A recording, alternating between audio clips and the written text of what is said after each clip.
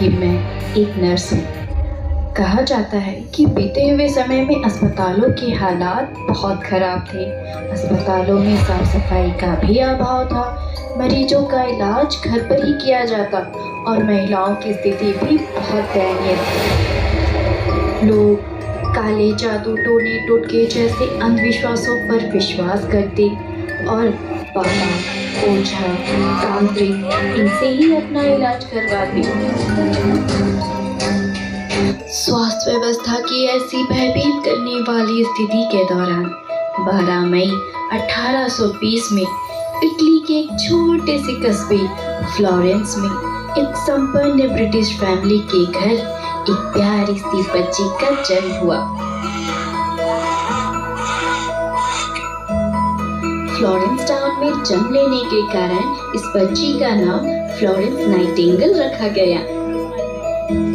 Florence का परिवार एक समृद्ध और उच्च वर्गीय ब्रिटिश परिवार था, लेकिन उच्च वर्ग में जन्मी फ्लोरेंस ने सेवा का मार्ग चुना।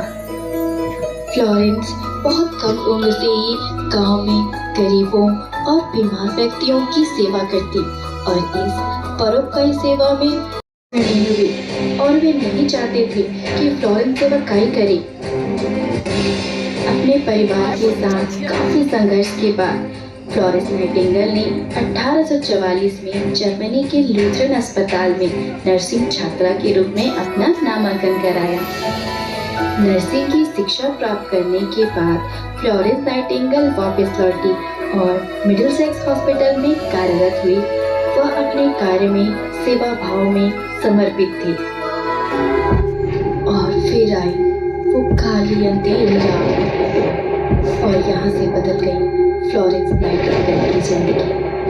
अक्टूबर 1853 में क्रीमिया युद्ध छिड़ गया।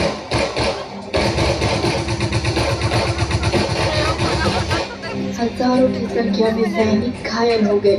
सभी ओर हाहाकार मच गया। आपातकालीन की ऐसी स्थिति आ गई कि घायल मरीजों का हाल पूछने वाला भी कोई न था। स्वास्थ्य व्यवस्था की ऐसी कमी कि बेचारे घायल सैनिक दम तोड़ने लगे, घायल चिल्लाने लगे। ऐसे हालात में हाथों में लौ की मशाल मसीहा बनकर सामने आई और घायल सैनिकों की मदद की, उनका इलाज किया, अस्पतालों की साफ सफाई व्यवस्था पर भी ध्यान दिया। इसका फायदा मरीजों को हुआ।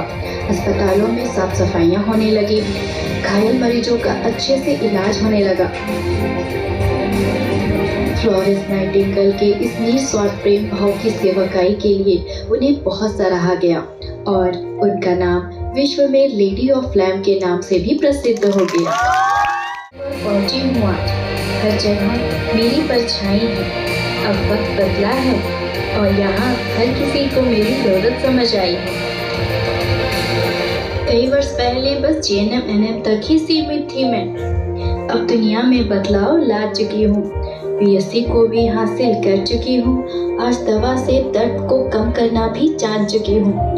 MSc नर्सिंग को भी हासिल कर चुकी हूँ और PhD नर्सिंग में भी अपना परचम लहरा चुकी हूँ।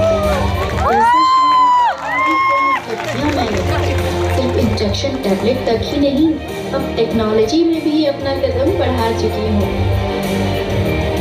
आज तुम्हें मैं कहाँ नहीं मिलूंगी।